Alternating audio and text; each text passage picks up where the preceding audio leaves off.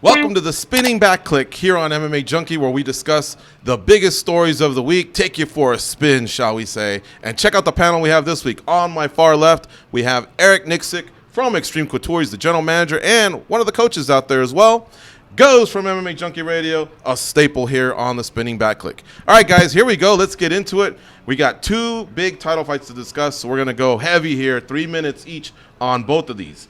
Israel Adesanya defended his UFC title fight in what can only be described as a bizarre display of violence, is the way I've been putting it, or lack thereof. Now, guys, how did you score the fight? And also, who is to blame for the way this thing played out? Israel Adesanya, who chose Yoel Romero? Yoel Romero, who just had a different type of game plan that we're used to seeing, or the UFC for even making this come together? Goze, 3 minutes, you're on the clock.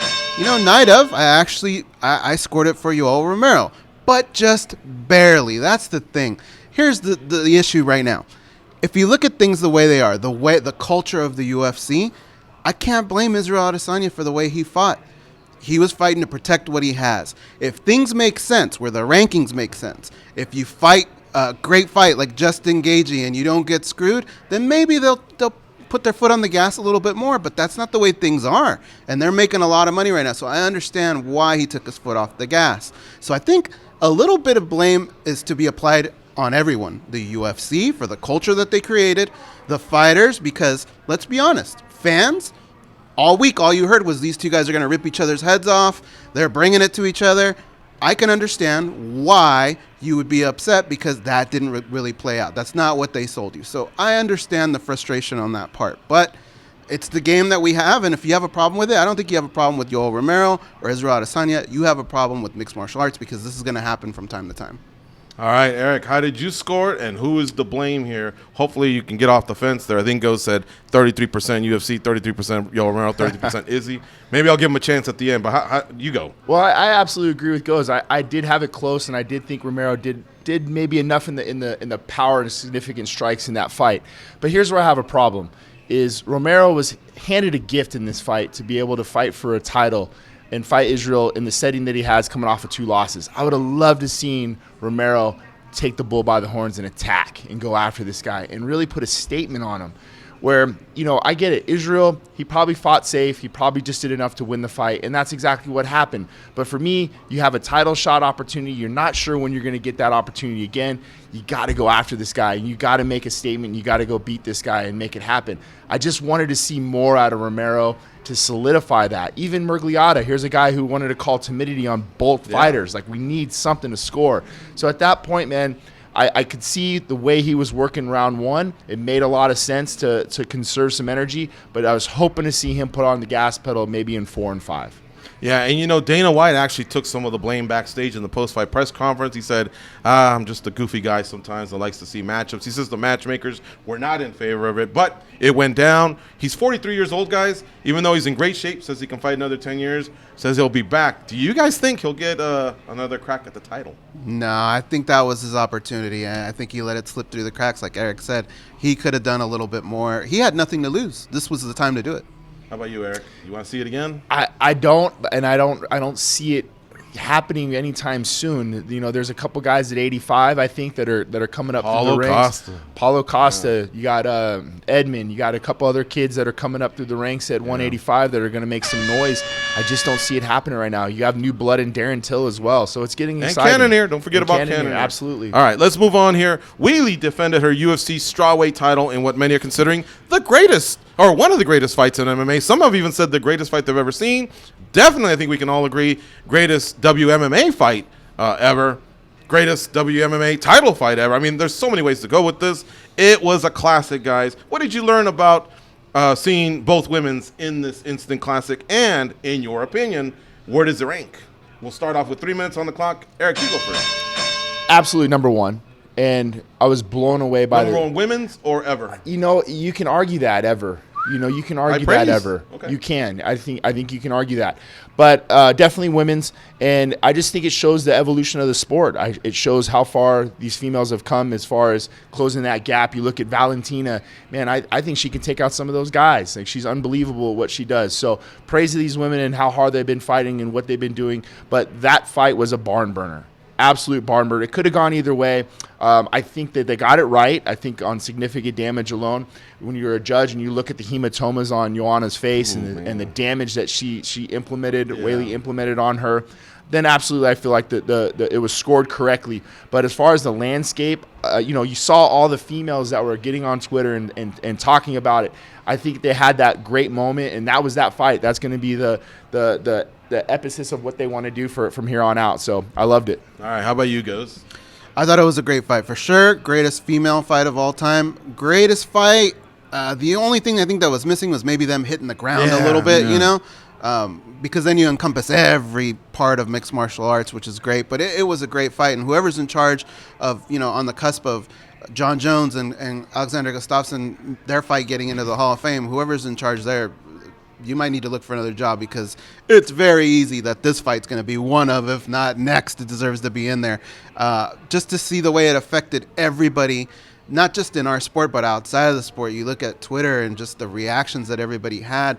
Those two girls gave everything. And for as much props as they deserve for that fight, the coaching in that was tremendous, because there were a lot of adjustments made. Great game plan by both of them. It was definitely one of my favorite fights of all time. And real quick, guys, what can each lady take from this? I'll let each one of you take one of the ladies. What can Zhang Weili take from this? I mean, she tested herself, went 5 rounds, dug deep. That's just it. It's the cage experience that she got to gain from having a formidable opponent like Joanna. Mm-hmm. I think just that you understand that you're willing to dig deep and get this and pull this victory out. It tells you something about your fighter. It tells you something about your coaching staff. All that experience is just invaluable. So what she gained from that, I think, is huge. And for Joanna, she's always going to be that technician. She's always going to be right there and fighting for titles. She deserves more title opportunities, I think, by this showing. So I wouldn't hang my hat or head down on that performance alone, just because she didn't get the W. In a lot of ways, she did win, in my mind. Goze, do you endorse another Joanna title shot at some point, or even immediately? I think it's insane that we may actually see this fight 3 times in our lifetime. I believe they do deserve an immediate rematch. It was a great fight. How do you not? I think every other female in that division would probably look at that and say, yeah, they deserve it. Yeah, you know what? For me, I want to see it, but I want a little bit of time off for both. Maybe Joanna might have to take one matchup, because you also got Rose Namajunas and Jessica Andrade coming up. All right, guys, let's move on to the next topic. On Friday night, we had 2 G's, straight up G's, man. Habib Nurmagomedov and Tony Ferguson, not in a fight. That's going to happen in about a month or so. They had a press conference, 45 minutes long, very, very intense. They went at it. Now, I know this, none of that counts towards the official score or anything like that, but I still want to know, who won this one, guys? Tony or Habib? 2 minutes around the clock. It goes back to you.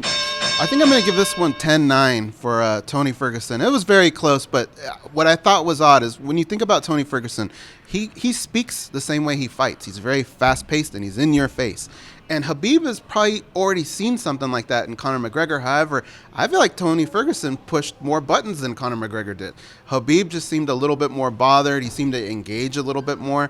I love what Habib said in the sense that you always feel like he takes everything seriously, but in him saying that he needs this fight for his legacy, that means a lot to me. If I'm a fan and I want to buy a ticket to this fight, I know both these dudes are going to bring it that night. And I thought it was really impressive. I just think Habib, sometimes you got to let that belt do the talking for you. It's massive, the fact that you have that, and sometimes you don't have to play the other guy's game.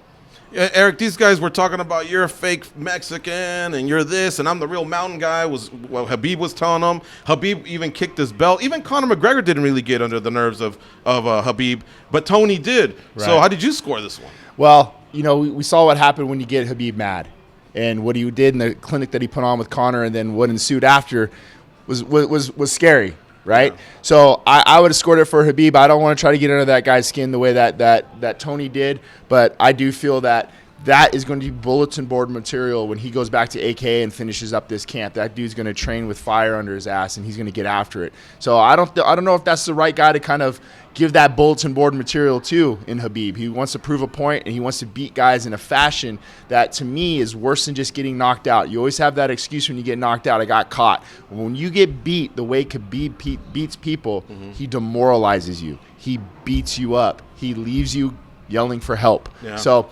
I don't know if that's the right guy to push the buttons on. You know, you can always tell by the heat and the intensity of a press conference by when you have the security team kind of creeping up and Dana White, you know, kind of doing that little shimmy where he wants to get in between. And, folks, it was present, so it was pretty intense. But I'm going to go with 10-9 Tony, although Habib almost tied it up. I almost gave out a 10-10 round with that kick of the belt. Anyways, let's move on to Sugar Sean and Neil Magny. Both guys came back after lengthy absences, we'll call them. You know, they had a little ordeal, each of them, with USADA. They came back and they won. So, guys, I want to know, are they officially back? Or is there still some more work to put in? They're kind of in different spots here. O'Malley's still rising through the ranks. He's young, has got a bright future. Magny's a veteran, you know what I mean? Both in stacked divisions. Eric, 1 minute on the clock. You go first. Yeah, I think those guys have always kind of been around and they've stayed relevant in my mind. Well, the thing that I want to give props to is Tim Welch, is Sugar Shane's or Sugar coach, is you know, in that time when he's had off, they worked on skill sets that he needed to close the gap. So behind the scene, you saw this kid getting better and better and better and never missed a beat. The mental reps and the training is what keeps you sharp, and that's exactly what they did, and that's exactly why he went in and implemented that game. So Neil Magny, yeah, and he fought a tough kid in Leach. I was very surprised the way that turned out. But with Neil, again, he comes from a great camp. You know, he's constantly training. He's probably coaching some up there, staying sharp. So both of those guys doesn't really surprise me, but I'm glad Neil got that win because he's a very good opponent at welterweight. So he mixes things up very well for those guys. Goze, are they back? They're back. It's now or never for Neil Magny. I mean, you got to put together something and make this your run. And Sean, I'm very impressed so far, man. All right, you saw the work that they did. Both guys came back, and good on them to fight back on USADA and, you know, get some reduced sentences and mostly importantly clear the name. Guys, let's end with this. Something unfortunate happened at the T-Mobile on Saturday. Brian Ortega, you know, highly ranked UFC featherweight, loved by many, man. A lot of fans and media. He went a little gangster there. He slapped a member of TKZ's party. Who's that? That's the Korean Zombie. These guys have had words. I get it, and I think there was a warning. You're going to get slapped. You know, if I see you. He followed through with it, and we thought it was maybe something where boys will be boys and might get brushed under the carpet, but apparently a police report has been filed, so it is a serious thing. You know, the camp said history. I get it. But, guys, that kind of situation could unravel quick. What are we doing here? What do we need to change, Goze? 1 minute on the clock. Well, there has to be some sort of penalty. That's the whole thing is, you know, on the cusp of what just happened with Habib and Conor in Las Vegas, this is the last place you want something like this to happen again. Maybe Brooklyn, of course. But, I mean, that was just such a black eye. Yeah, that was such a black eye for the sport. And they were warned the night before. You know, they know this has got to be a safe environment. It's got to be somewhere where you can take your kids if you want to watch the fights and not have to worry about fights breaking out around civilians. It's just not a good look. The problem is these type of antics are probably going to get those two that fight. And I don't know if you want to send that kind of message. It's a slippery slope. Big E, what'd you think when you heard about this or if you witnessed it yourself? Well, I agree with Goze. It is definitely a black eye. It's something that it shouldn't how we carry ourselves in especially in public. There's kids around, there's people, there's eyes, there's everything going on. It just didn't make sense to me at the time. The guy's a civilian, if you will. You know, again, I don't know all the facts of the situation, but if you did slap a guy, there's probably going to be a police report filed. Everything else, it just doesn't make any sense for me to do it at that venue with the way he did it. And you know what? At the end of the day, I'm not trying to piss off the Korean Zombie. We're all in agreement. All right, guys. Good job today. Shout out to John Morgan. He'll be back next week. And, of course, my man Cold Coffee behind the lenses there, always making us look better than we really are. All right, coming up this week, keep it locked on MMA Junkie. We got full coverage for Bellator 241 and UFC on ESPN Plus 28 down in Brazil. We'll watch it all for you, and we'll be back next week to discuss it all on the Spinning Back Clique.